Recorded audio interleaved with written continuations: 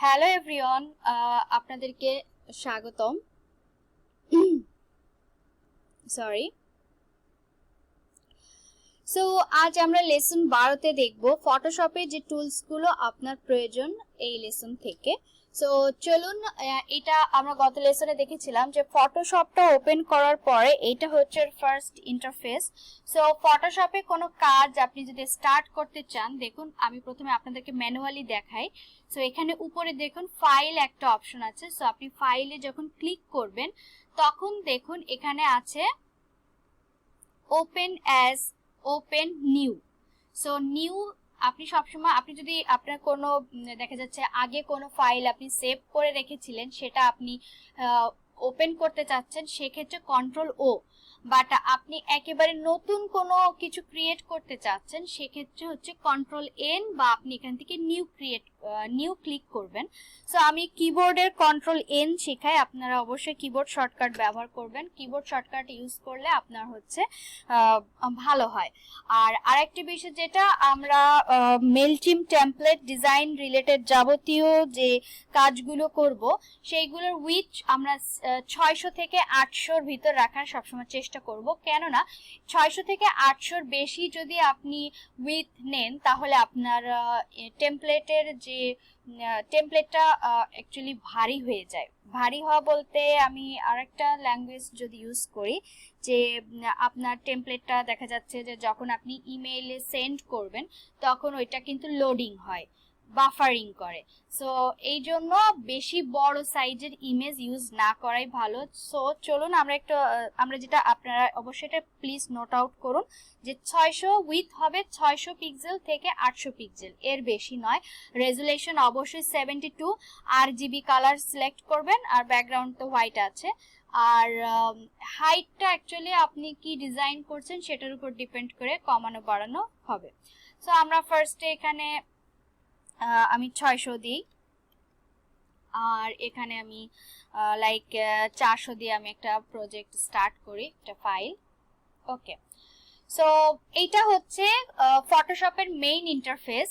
So এখানে দেখুন, এখানে হচ্ছে কালার আমি বাম সাইড থেকে টুল বার থেকে স্টার্ট করি। ওকে, সো যারা একদম নতুন তাদের বোঝার জন্য, সো ফটোশপের প্রথম যে বাম পাশে যেটা দেখছেন এটাকে টুল বার বলে। সো বাম পাশে যে সাইডে যে বারটা আছে তার প্রথমটা দেখুন মুভ টুল। দেখুন আমি যখন আমার মাউসটাকে এই টুলটার উপর নিচ্ছি তখন একটা ছোট্ট একটা পপ আপ ওপেন হয়েছে যেখানে লেখা আছে মুভ টুল।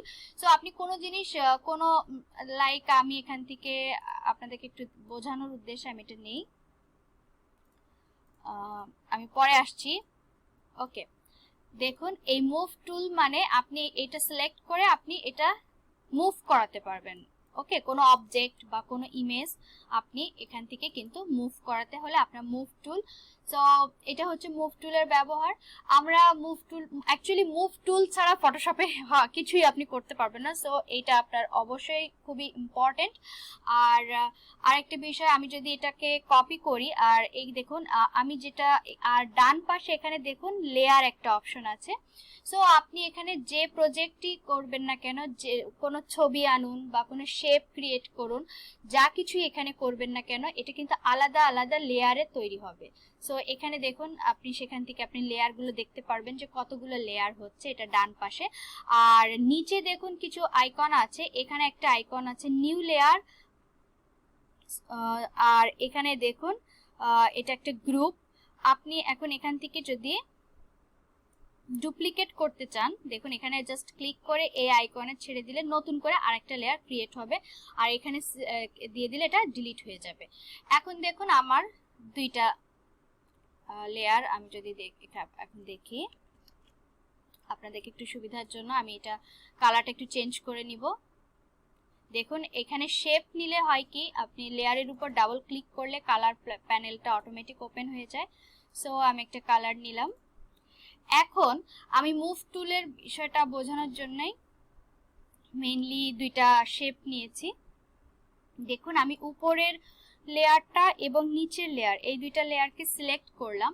সিলেক্ট করার পরে দেখুন এই যে মুভ টুল দিয়ে আপনি যেটা করতে পারবেন, এখানে দেখুন উপরে কিছু অ্যালাইনমেন্ট অপশন আছে। সো আপনি যদি এটাতে ক্লিক করেন দেখুন দুইটাই লেফটে চলে গেছে। আপনি সেন্টারে ক্লিক করলে দুটাই সেন্টার। আচ্ছা, আমি বড়টাকে নিচে লেয়ারটা, আবার দেখুন আপনি কিন্তু লেয়ারটাকে আপনি লেয়ার এখান থেকে ড্র্যাগ অ্যান্ড ড্রপ করে উঁচু নিচু করতে পারবেন আপনার ডিজাইনের স্বার্থে, যে আপনি কোন লেয়ারটাকে উপরে লাইক আপনি একটার উপর একটা রাখা লেয়ার বিষয়টা তো আপনারা সবাই কম বেশি বুঝবেন। ওকে, সো আমরা দুটো সিলেক্ট করার পরে দেখুন আমি যদি লেফটে ক্লিক করি এটা দেখুন লেফটে চলে যাচ্ছে, আমি যদি সেন্টারে ক্লিক করি এটা সেন্টারে আসছে, রাইটে ক্লিক করলে রাইটে যাচ্ছে। আবার এখানটা দেখুন আমি এটা ক্লিক করলে আমার টপ, এটা হচ্ছে টোটাল সেন্টার। আবার এটা ক্লিক করলে দেখুন সেন্টার, মানে কি এইটা হচ্ছে একদম এই সেন্টারটা হচ্ছে আপনার এই বরাবর লাইক হরিজন্টাল বরাবর, আর এখানকার যেটা সেটা হচ্ছে ভার্টিক্যাল। ওকে, সো আমি যদি একটা রুলার টেনে আরো আপনাদেরকে বোঝাই তাহলে আরো ভালো বুঝতে পারবেন।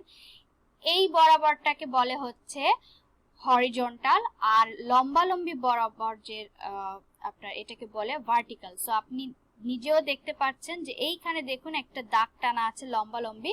সো এইটাতে ক্লিক করলে আপনার আমি যদি এটা চেঞ্জ করে দিই তো বুঝতে পারবেন। তার আগে আরেকটা কাজ করি, আমি এটা সরাই নিয়ে আসি, আনার পরে দেখুন আমি দুইটা সিলেক্ট করলাম। সিলেক্ট করার পরে যদি আমি এইটাতে ক্লিক করি দেখুন সামনে চলে আসলো। এখন আপনি এটাকে চাচ্ছেন যে ভার্টিক্যালি, এখন আমি এটা হরিজন্টালি আমি মাঝখানে নিব, দেখুন অলরেডি এটা সেন্টার হয়ে গেছে। সো এই আমার অ্যালাইন, এখানে যে আপনার অ্যালাইন যে অপশনটা আছে অ্যালাইনমেন্টের, এইটা আমাদের ডিজাইনের ক্ষেত্রে খুবই ইম্পর্টেন্ট। আমরা যেহেতু বিভিন্ন বিষয়ে ব্যানারের বিভিন্ন ক্ষেত্রে লেখা বা ব্যানারে আমি আপনাদেরকে কিছু কিছু ব্যানার দেখিয়েছি, সো আমার যে কোনো ছবি বলেন আমার লেখা বলেন সেগুলো আমাকে অ্যালাইনমেন্ট করতে হবে ডিজাইনের ক্ষেত্রে। সো আমাকে এই অ্যালাইনমেন্টের ধারণাটা স্পষ্ট থাকতে হবে। আর আপনাদেরকে আরেকটা আমি অ্যালাইনমেন্টের আরেকটা অ্যাডভান্স এখানে কিছু অ্যালাইনমেন্ট আছে, আমি সেখানে যাওয়ার জন্য আমাকে আরো কিছু শেপ নিতে হবে। লাইক আমি এটা ডিলিট করে দিব।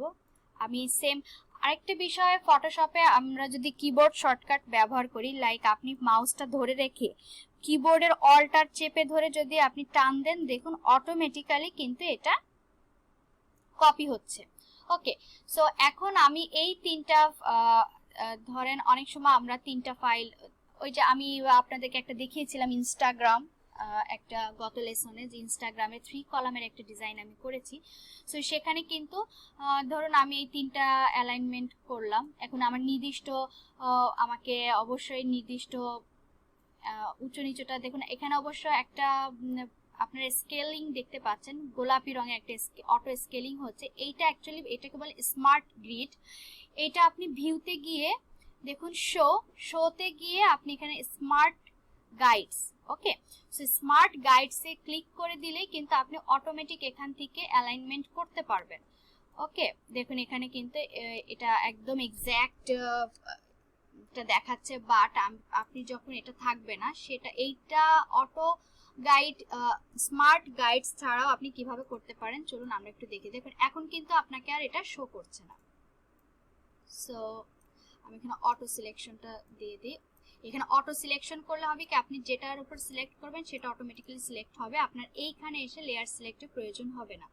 সো লাইক আমি এখান থেকে এরকম দিলাম। এখন আমি চাচ্ছি কি তিনটা সমান্তরাল হবে, প্লাস এই তিনটার মাঝামাঝি দূরত্বগুলো সমান থাকবে। এখন আমি একটা কাজ করব, আমি এখান থেকে তিনটাকে যদি এভাবে ড্র্যাগ করি দেখুন তিনটা আমার অটোমেটিক সিলেক্ট হয়ে গেছে, আমার এখান থেকে লেয়ার সিলেক্টের প্রয়োজন নেই। এখন আমি যদি অ্যাডভান্স এখানে আসি, এইখানটা দেখুন এখানে একটা অপশন আছে আর এখানে একটা অ্যালাইনমেন্টের অপশন আছে। এইটা হচ্ছে আপনাকে সেই একই অবস্থা ঠিক সমান ভাবে আপনাকে এটা হরিজন্টালি অ্যালাইনমেন্টটা করবে দেখুন তিনটা, আর এটা হচ্ছে ভার্টিক্যালি অ্যালাইনমেন্টটা। এটা কন্ট্রোল জেড, এটা হলো না কেন?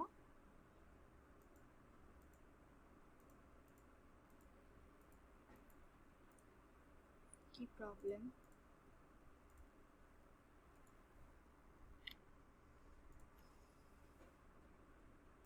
ওকে, এটা হচ্ছে এইভাবে, সরি, এটা হচ্ছে আপনাকে তিনটা সমান অবস্থায় আনতে হলে এই অ্যালাইনমেন্টটা ইউজ করতে হবে। আর এই অ্যালাইনমেন্টটা হচ্ছে আপনার একটা বক্স থেকে আরেকটা বক্সের দূরত্ব, মাঝ বরাবরের দূরত্বটা সমান রাখবে। সো এভাবে আপনি যতগুলো খুশি ততগুলো নিয়ে অ্যালাইনমেন্ট করতে পারবেন। সো আমাদের কিন্তু অ্যালাইনমেন্ট টুলসটাই ইম্পর্টেন্ট ডিজাইনের ক্ষেত্রে। ওকে, সো আমরা এই একটা টুলসের বিষয়ে জানলাম। দেন আমাদের একটা দেখুন এখানে হচ্ছে রেক্ট্যাঙ্গুলার মার্কিউই টুল, আর এখানে আরেকটা হচ্ছে ইলিপ্টিক্যাল মার্কিউই টুল। সো এই দুটো টুলই আমাদের খুবই ইম্পর্টেন্ট, আমাদের লাগবে। লাইক আপনি কোনো জিনিস, আমি আপনাকে একটা জিনিস দেখাই। ধরেন আমি এখান থেকে যদি একটা ইমেজ আমি এখানে ইম্পোর্ট করি, আগে ওপেন করি, লাইক আমি এই ইমেজটা ওপেন করলাম। এখন এইটা দিয়ে আমি ডিরেক্ট ক্রপ করতে, আমি সিলেক্ট করতে পারবো। ক্রপ একটা অপশন আছে, এখান থেকে আপনি ক্রপ টুলটাও আমাদের খুবই ইম্পর্টেন্ট, এটা আমাদের লাগবে। ক্রপ দিয়ে আমরা ইমেজ ছোট বড় বিভিন্ন সাইজ করতে পারবো। সো ক্রপ একটা টুল। আর এখানে এই টুলটা কাজ হচ্ছে আপনি নির্দিষ্ট ইমেজের কোনো নির্দিষ্ট অংশ যদি কেটে কপি করতে চান বা কাটতে চান, সেক্ষেত্রে লাইক আমি এই ল্যাম্পটাকে ধরবো, আমি আপনাদের এমনি বোঝানোর জন্য টুলগুলো জাস্ট ব্যবহার দেখাচ্ছি, বাট আপনি যখন ডিজাইনে একটু ব্যবহার করবেন তখন আশা করি এটা সঠিক ব্যবহার আপনারা করতে পারবেন। সো আমি এটা সিলেক্ট করব, কন্ট্রোল সি দিব কিবোর্ডের, কপি করলাম, আর কিবোর্ডের কন্ট্রোল ভি চাপলে দেখুন এটা অটোমেটিক, এটা জাস্ট একটা নির্দিষ্ট অংশটা নিয়েছে, এটা অটোমেটিক আমি কেটে নিতে পারছি। এটা হচ্ছে আমি রেক্ট্যাঙ্গুলার মার্কিউ টুলের দ্বারা আপনি এটা লাইক আয়তক্ষেত্র আকারে, বর্গক্ষেত্র আকারে, মানে আপনার চতুর্ভুজ করে আপনি শেপ বা বিভিন্ন অংশ কাটতে পারবেন। আর ইলিপ্টিক্যাল দিয়ে আপনি হচ্ছে রাউন্ড আকারে কাটতে পারবেন। লাইক আমি চাচ্ছি যে এই লাইটটাকে রাউন্ড করে কাটবো। এখন দেখুন আমি কিন্তু এভাবে যদি নর্মালি এটা মাউস দিয়ে ঘোরাই তাহলে কিন্তু দেখতে পাচ্ছেন যে আমি এটা কাটতে গেলে, আমি যদি কোনো ইমেজের কোনো নির্দিষ্ট অংশ কাটতে চাই, আমি এক্স্যাক্ট রাউন্ডটা কিন্তু আমার আসছে না।